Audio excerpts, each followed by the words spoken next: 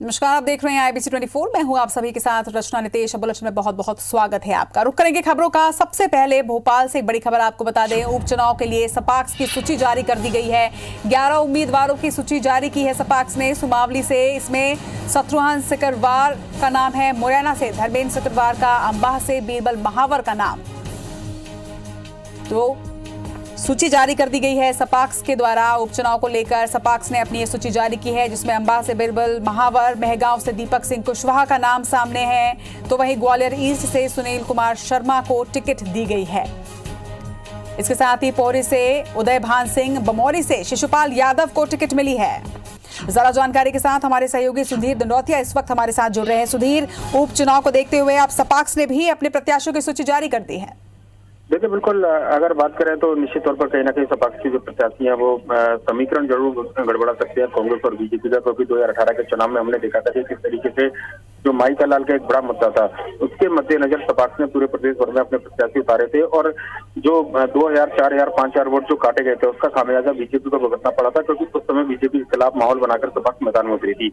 पर लेकिन अब इस बार लगभग आरोप कांग्रेस और बीजेपी दोनों पर है। ऐसे में ये नुकसान किसको पहुंचाएंगे ये भी देखना होगा चुनाव में। पर लेकिन 11 उम्मीदवारों की सूची जो है वो सपाक्स ने जारी की है और खासकर अगर बात की जाए तो ये वो क्षेत्र है जहां पर सपाक्स का प्रभाव माना जाता है, या फिर कहना चाहिए जातिगत समीकरण और आरक्षण का जो मुद्दा है, एट्रोसिटी एक्ट का जो मुद्दा था, उसमें अच्छा खासा असर अभी भी इस चुनाव में भी यहाँ पर देखने को मिल रहा है। अगर बात की जाए जिन उम्मीदवारों को मैदान में उतारा गया है उनमें सुमावली से शत्रुघ्न सिकरवार, मुरैना से धर्मेंद्र सिकरवार, इसके अलावा अंबाह से बीरबल महावर, मेहगांव से दीपक कुशवाहा, ग्वालियर से सुनील कुमार शर्मा, पौरी से उदयवान सिंह परियार, अशोकनगर से महेंद्र सिंह महावर, सांची से हरिनारायण बेदी, पिपलिया से सुरेश शर्मा। तो ये वो फहरिस्त है लंबी जो कि सपाक्स के उम्मीदवार के तौर पर है। इसके अलावा सपाक्स ने कुछ उम्मीदवार अपने बिहार में भी घोषित किए। देखना होगा कितना असर पड़ता है। पर लेकिन मध्य प्रदेश के उपचुनावों की बात की जाए तो कम से कम जिस क्षेत्र में सपाक्स ने अपने उम्मीदवारों को उतारा है वहां पर निश्चित तौर पर वोट काटने की स्थिति में उम्मीदवार रहेंगे और इसका नफा नुकसान जो है वो कांग्रेस और बीजेपी दोनों को उठाना पड़ सकता है। जी चलिए, तमाम जानकारी के लिए आपका बहुत बहुत शुक्रिया सुधीर। मध्य प्रदेश में होने जा रहे उपचुनाव में जीत के लिए बीजेपी ने अपनी पूरी ताकत झोंक दी है। हालांकि बीजेपी उपचुनाव में सभी 28 सीटें जीतने का दावा कर रही है, लेकिन पार्टी का ज्यादा फोकस 9 सीटों पर जीत को लेकर है ताकि वो बहुमत हासिल कर सके। लेकिन बीजेपी कोई भी रिस्क नहीं लेना चाहते, इसलिए बीजेपी अलग अलग सीटों को लेकर अलग अलग रणनीति बना रही है। वहीं बीजेपी उन सीटों पर ज्यादा फोकस कर रही है जो पिछले चुनाव में कांग्रेस को 10,000 से कम वोटों के अंतर से जीत हासिल हुई थी। इन सीटों पर बीजेपी के वो ही प्रत्याशी हैं जो पिछली बार कांग्रेस के टिकट से जीते थे। बीजेपी उन सीटों को भी सेफ मानकर चल रही है जो मौजूदा बीजेपी प्रत्याशियों ने पिछले चुनाव में कांग्रेस के टिकट पर 20,000 से ज्यादा वोटों से जीती थी। बीजेपी 12 सीटों को सिंधिया कैंप के बाहर की मान रही है। इधर सिंधिया कैंप की सीटों पर मुकाबला कड़ा होने की संभावना को देखते हुए बीजेपी कोई भी रिस्क नहीं लेना चाहती, इसलिए पार्टी ने मंत्रियों, सांसदों और पूर्व मंत्रियों को जिम्मेदारी दी है। इसके साथ ही बूथ स्तर तक कार्यकर्ताओं और पदाधिकारियों की जमावट की है। कांग्रेस का दावा है कि बीजेपी का कोई भी प्लान चुनाव में काम नहीं करेगा। अगर नहीं, कोई मगर नहीं, कोई किंतु नहीं, कोई परंतु नहीं, भारतीय जनता पार्टी एक तरफा जीतेगी। सरकार 28 विधानसभा क्षेत्रों के परिणाम आने के बाद में और मजबूती से चलने वाली है। जो राजनीतिक समीकरण, चुनावी समीकरण 2018 में थे वो 2019 में बदले और 2020 में तो भारतीय जनता पार्टी वहां विजय हासिल करेगी। देखिए, बीजेपी तो सिर्फ चाहती है कि किसी भी तरीके से 9 सीटें जीत जाए और हमारा लक्ष्य पूरी 28 सीटों पर है और हम अब की बार चुनाव में 28 के 28 सीटें जीतने वाले हैं। सुवासरा विधानसभा क्षेत्र में एक चुनावी सभा के दौरान सीएम शिवराज सिंह ने मंच पर घुटनों के बल बैठकर जनता को नमन किया था, जनता को धन्यवाद भी कहा था। सीएम शिवराज सिंह की इस तस्वीर को लेकर अब कांग्रेस लगातार उन पर तंज कस रही है, जिसके बाद सीएम शिवराज सिंह ने ऐलान कर दिया है कि वो अपनी हर सभा में घुटनों पर बैठकर जनता को प्रणाम करेंगे। अपने इस ऐलान के मुताबिक सीएम शिवराज सिंह चौहान ने मुरैना के सुमावली में घुटनों पर बैठकर जनता को प्रणाम किया। उन्होंने कांग्रेस नेताओं को अहंकारी बताया। बता दें कि मंदसौर की तस्वीर पर पूर्व सीएम दिग्विजय सिंह ने कहा था कि चुनाव की तारीख आते आते मुख्यमंत्री दंडवत होकर साष्टांग करेंगे। कांग्रेस के इस हमले पर सीएम शिवराज ने पलटवार किया है। उन्होंने कहा कि जनता के सामने झुकना संस्कार है और जनता को कुचलना कांग्रेस का काम। सीएम शिवराज ने कहा कि ये संस्कारों की बात है और उन्होंने कांग्रेस को जवाब देते हुए ऐलान किया है कि अब वो अपने हर भाषण से पहले घुटने पर बैठकर जनता को प्रणाम करेंगे।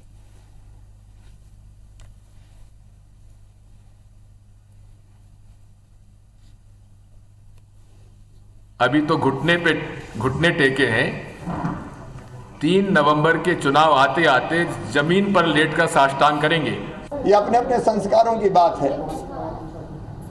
जो कह रहे हैं उनके संस्कार है जनता को पैरों तले कुचलने के। आपातकालीन मानसिकता के लोग हैं वो, और हमारे संस्कार है जनता के चरणों में झुकने के। हम अपनी जनता की सेवा करते हैं। और अब जिनने कहा है उनको मैं कह रहा हूं, अब मैं हर समय अपना भाषण शुरू करते समय मंच पर घुटने पर बैठकर और शीश झुकाकर जनता को रोज प्रणाम करूंगा। ये मेरे संस्कार है। मध्य प्रदेश में उपचुनाव की सरगर्मी के बीच नारियल की सियासत जारी है। मुख्यमंत्री शिवराज सिंह चौहान ने इसे लेकर एक बार फिर कांग्रेस पर पलटवार किया है। उन्होंने कहा कि कुछ लोग मुझ पर आरोप लगाते हैं कि मैं नारियल लेकर चलता हूं, लेकिन झूठे नारियल फोड़ने का काम नहीं होता। काम स्वीकृत भी होकर पूरे भी होते हैं और नए काम शुरू भी होते हैं। बता दें कि कांग्रेस सीएम शिवराज सिंह की घोषणाओं और शिलान्यास कार्यक्रमों पर तंज करती आ रही है। कई मौकों पर कांग्रेस नेता कहते हैं कि सीएम शिवराज सिंह अपनी जेब में नारियल लेकर चलते हैं, जहां मौका मिलता है वहीं फोड़ देते हैं। अनूपपुर जिले के राजपुर की चुनावी सभा में कमलनाथ ने आज भी सीएम शिवराज सिंह चौहान पर निशाना साधा। उन्होंने सीएम शिवराज सिंह पर कोई घोषणाएं करने और नारियल फोड़ने का आरोप लगाया। उन्होंने कहा कि केवल इससे विकास नहीं होता है।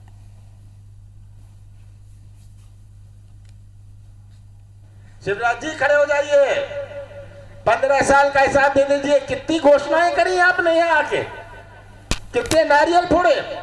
जब मैं कहता हूं कि आप तो नारियल लेके अपनी जेब में घूमते हैं, उनके पेट में दर्द हो जाता है, क्योंकि ये सच्चाई है। घोषणाएं करते करते क्या ये घोषणाओं से हमारा विकास बनेगा? तो ये आरोप लगाते हैं लोग कि मैं तो नारियल लेके चलता हूं। अरे भैया, तुम्हारे दिल में तड़फ ही नहीं विकास की। अब नारियल लेके चलता हूं तो नारियल तो अच्छी चीज है, भगवान के चरणों में चढ़ाया जाता है। मेरे भगवान तो मेरी जनता ही है, तो जनता मांगती है, मैं जनता को समर्पित करता हूं। लेकिन केवल नारियल का सवाल नहीं है, कोई झूठे नारियल फोड़ने का काम नहीं होता। यथार्थ में काम स्वीकृत होते हैं, काम पूरे होते हैं, तब लोकार्पण होता है और नए काम हम चालू करते हैं। पूर्व सीएम कमलनाथ का ताबड़तोड़ प्रचार जारी है। कमलनाथ ने आज अशोकनगर विधानसभा क्षेत्र के राजपुर में चुनावी सभा को संबोधित किया।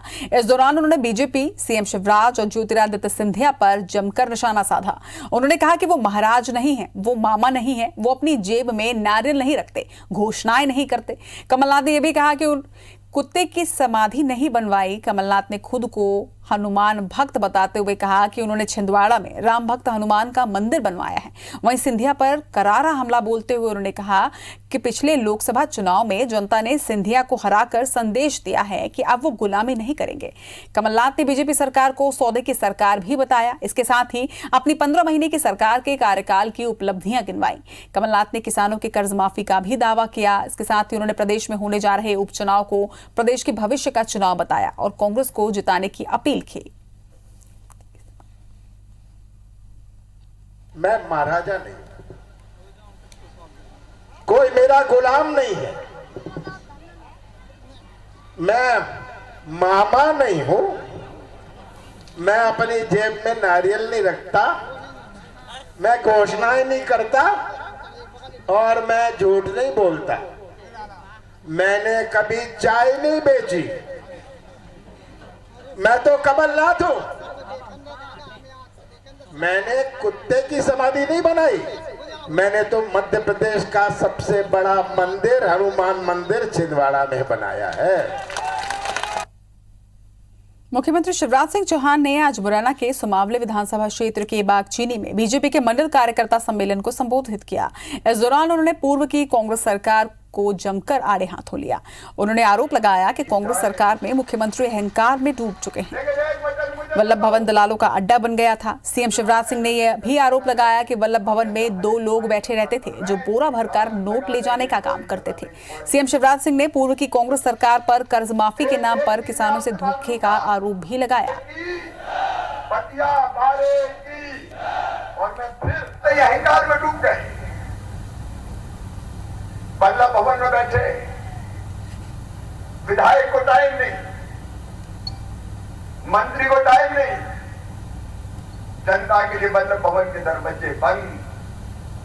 आज सुमावली वालों में कह रहा हूं, बागचीनी वालों में झूठ नहीं बोलता। पहली बार ऐसा हुआ जब बल्लभ भवन को दलालों का अड्डा बना दिया। राजधानी भोपाल के मिंटो हॉल में आज मुख्यमंत्री शिवराज सिंह चौहान ने 106 करोड़ से बनी 1584 अधोसंरचनाओं का वर्चुअल लोकार्पण किया। पंचायत एवं ग्रामीण विकास विभाग ने 34.6 करोड़ की लागत से 262 सामुदायिक भवन और 27 करोड़ 59 लाख की लागत से करीब 1000 सामुदायिक स्वच्छता परिसर का निर्माण करवाया। इसी के ही साथ स्वामित्व योजना के तहत पट्टा वितरण के कार्यक्रम में भी सीएम शिवराज मौजूद रहे। इस मौके पर मुख्यमंत्री शिवराज सिंह चौहान ने कहा कि स्वामित्व योजना से हितग्राहियों को सीधा लाभ मिलेगा। परिवार बैंक से कागजी गारंटी पर लोन भी ले सकेंगे। वहीं सीएम ने कांग्रेस पर टिप्पणी करते हुए कहा कि हमने कोरोना काल में तेज गति से निर्माण का काम किया है, अब गाँव में विकास की गंगा बहेगी।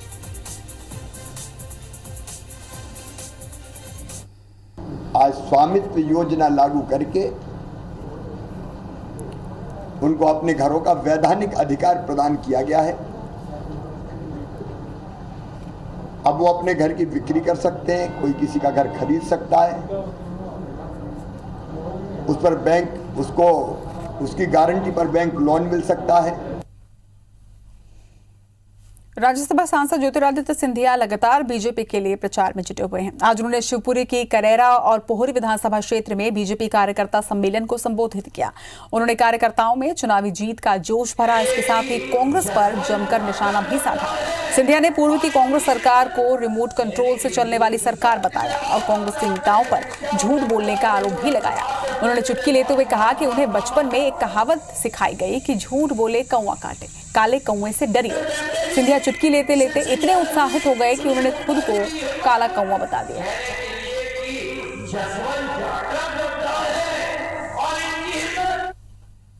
हम बच्चे थे तो कहा जाता था झूठ बोले काले कौवे से डरियो, मैं काला कौवा हूं। इधर शिवपुरी में मंत्री सुरेश धाकड़ का एक वीडियो वायरल हो रहा है जिसमें वो ये कहते नजर आ रहे हैं कि वो बिके हैं, लेकिन जनता के लिए और महाराज सिंधिया के लिए। बता दें कि सुरेश धाकड़ पोहरी सीट से बीजेपी प्रत्याशी हैं। एक चुनावी सभा में संबोधन के दौरान उनका ये वीडियो वायरल हो रहा है जिसमें वो ये कह रहे हैं कि कांग्रेस नेता आएंगे और ये कहेंगे कि सुरेश धाकड़ को वोट मत देना, उन्होंने जनादेश को बेच दिया। सुरेश धाकड़ आगे ये कहते नजर आ रहे हैं कि मैं बिका जरूर हूं, लेकिन जनता के लिए और महाराज सिंधिया के लिए। बता दें कि कांग्रेस छोड़कर बीजेपी में शामिल हुए 25 विधायकों पर कांग्रेस बिकने का आरोप लगाती रही है। ऐसे में मंत्री सुरेश धाकड़ के वायरल वीडियो पर कांग्रेस और हमलावर हो सकती है। हालांकि IBC 24 इस वीडियो की सत्यता की पुष्टि नहीं करता, लेकिन कांग्रेस ने मंत्री सुरेश धाकड़ के इस वायरल वीडियो के खिलाफ मोर्चा अब खोल दिया है। कांग्रेस विधायक कुणाल चौधरी ने मंत्री सुरेश धाकड़ के नार्को टेस्ट की मांग की है। आएगा, डमरू बजाएगा, भीड़ जोड़ेगा और क्या कहेगा वो भी सुन लो। भैया वोट मत देना, माने तुमको बेच दिया। सुरेश राठ के आगे वोट मत देना, माने तुम्हें बेच दिया। मैं आपसे कहना चाहता हूं, मैं बेचा जरूर, लेकिन मैं आपकी खातिर बेचा। मैं बेचा तो हम सबके लोकप्रिय नेता श्रीमंत महाराज साहब के साथ गया, लेकिन उससे पूछना जब मुझसे कहेगा विजय की बात। जिसने अपने भाषणों में कहा है कि मैं बिचा हूं और कितने किसके लिए बिचा हूं, तो मेरा सीधा सवाल है कि पहले ये बताए कि कितने में आप बिचे हैं और जिन लोगों ने आपको बेचा है उन्होंने कितनी दलाली इस लोकतंत्र को बेचने के लिए। मेरा आग्रह इलेक्शन कमीशन से कि इन बिचाऊ लाल लोगों का कहीं न कहीं उनका नार्को टेस्ट कराए। छतरपुर की बड़ा मलहरा सीट से कांग्रेस प्रत्याशी रामसिया भारती ने इशारों में बीजेपी प्रत्याशी प्रद्युमन सिंह लोधी की तुलना कालनेमी राक्षस से की। उन्होंने रामायण का एक प्रसंग बताते हुए कालनेमी का जिक्र किया और कहा कि कालनेमी संत नहीं था, लेकिन हनुमान जी ने उसे पहचान लिया और फिर उसका क्या हश्र किया ये सभी जानते हैं। उन्होंने कहा कि 15 महीने पहले हमने एक विधायक बनाकर भेजा था, लेकिन हम उसे पहचान नहीं पाए, वो हमें छोड़कर बीजेपी में चले गए। बता दें कि रामसिया भारती अपने चुनावी कार्यालय के उद्घाटन के दौरान कार्यकर्ताओं को संबोधित कर रही थी और इसी दौरान वो राम के नाम पर वोट मांगती भी नजर आई। इधर बीजेपी प्रत्याशी प्रद्युमन सिंह लोधी ने पलटवार में कहा कि भगवा पहनने से कोई संत नहीं हो जाता और किसका क्या हश्र होगा ये तो जनता तय करेगी। ये जो अभी आप लोगों के बीच में 15 महीने के लिए आए थे, इनको आपने 15 दिन में बना के पहुंचा दिया। लेकिन आप लोगों ने रामचरितमानस में एक प्रसंग देखा होगा और सुना भी होगा, काल नेमी सुना था? काल नेमी को सुना था? वो था नहीं रहता, केवल बना बनाया था। ऐसे उन्होंने यहाँ से आकर के काल नेमी बनने का काम किया। ऐसे मैं बार बार कहता हूँ, भगवा पहनने से भी संत नहीं हो जाते। कंप्यूटर बाबा घूम रहे हैं, मिर्ची बाबा घूम रहे हैं, ऐसे बहुत से बाबा घूम रहे हैं, अब संत थोड़ी सब साधु थोड़ी है। भगवा के बीच में बहुत से लोग अब जानते हैं क्या क्या हो जाता है। मध्य प्रदेश की जिन 28 विधानसभा सीटों पर उपचुनाव होने जा रहा है उनमें भिंड जिले के मेहगांव और गोहद सीट भी शामिल हैं। वैसे भिंड जिले में उपचुनाव का इतिहास देखें तो आंकड़े कांग्रेस के फेवर में रहे हैं। जिले में अब तक 4 विधानसभा चुनाव हुए और चारों बार कांग्रेस के प्रत्याशी की ही जीत हुई है। गोहद सीट पर 1886 में कांग्रेस विधायक चतुर्भुज भटकारिया के निधन के बाद हुए उपचुनाव में कांग्रेस के सोपत जाटव की जीत हुई थी। 1996 में भिंड सीट पर बीजेपी विधायक डॉक्टर रामलखन सिंह के सांसद चुने जाने के बाद उपचुनाव हुआ था, जिसमें कांग्रेस के चौधरी राकेश सिंह की जीत हुई थी। वहीं 2009 में गोहद विधायक माखनलाल जाटव की हत्या के बाद उपचुनाव हुआ था, जिसमें कांग्रेस के रणवीर जाटव की जीत हुई थी। 2017 की बात करें तो 2017 में कांग्रेस विधायक सत्यदेव कटारे के निधन के बाद अटेर में उपचुनाव हुआ, जिसमें कांग्रेस के हेमंत कटारे जीते थे। वहीं कांग्रेस फिर से इतिहास दोहराने की अब बात कह रही है, जबकि बीजेपी का कहना है कि ये सभी चुनाव सिंधिया के दम पर जीते थे, लेकिन अब सिंधिया बीजेपी में है, इसलिए इतिहास बदलने वाला है। क्योंकि कांग्रेस के पास मध्य प्रदेश में अब कोई नेतृत्व चेहरा नहीं बचा हुआ है। जो लोग वर्कर थे, जो काम कर रहे थे, उनको घर बना दिया। इस बार क्या लग रहा है, कांग्रेस की हार होगी? कांग्रेस निश्चित ही बहुत खराब स्थिति में जाएगी और वो ये उनका सपना है मुंगेरी लाल जी का कि वो 28 सीटें जीतेंगे। कांग्रेस का तो इतिहास रहा ही है और चंबल का ये इतिहास रहा है कि उन्होंने हमेशा गद्दारों को जवाब दिया है, क्योंकि ये वो भूमि है जो इस देश की रक्षा करती है और गद्दारी को बर्दाश्त नहीं करती है। स्वाभिमानी लोग हैं हमारे यहाँ के। भाजपा हारेगी, कांग्रेस भारी बहुमत से विजय होगी। अनुशासित होकर के सारे उम्मीदवार जो टिकट मांग रहे थे एकजुट होकर आज हेमंत कटारे के साथ हैं। वरिष्ठ बीजेपी नेता प्रभात झा ने कांग्रेस की चुनावी तैयारियों पर तंज कसते हुए कहा है कि बीजेपी व्यवस्था का नाम है और कांग्रेस अव्यवस्था का। बीजेपी बूथ स्तर पर तैयारी कर रही है और कांग्रेस में नेता चुनाव से ही गायब हैं। कभी सिंधिया को भूमाफिया बताने के अपने पुराने आरोपों पर प्रभात झा ने कहा कि जब कोई विरोध में रहता है तो विरोध करेंगे, इसलिए विरोध किया, लेकिन अब वो इस मुद्दे पर कुछ भी नहीं कहेंगे। बता दें कि प्रभात झा ने आज भोपाल के प्रदेश बीजेपी कार्यालय में पत्रकारों को बीजेपी की चुनावी तैयारियों की जानकारी दी।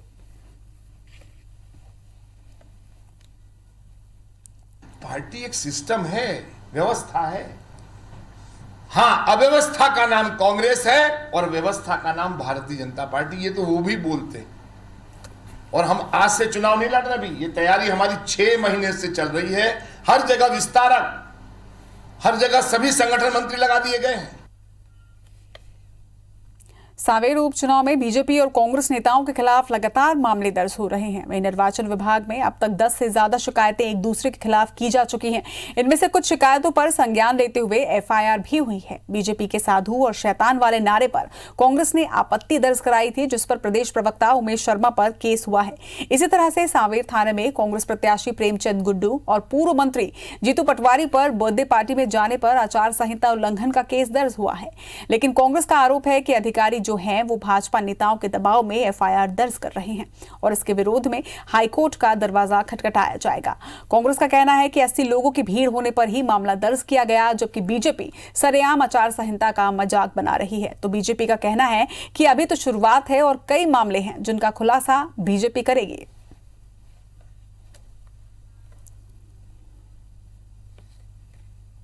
इसी के साथ इस बुलेटिन में फिलहाल इतना ही। लगातार खबरों के लिए आप देखते रहिए IBC 24। नमस्कार।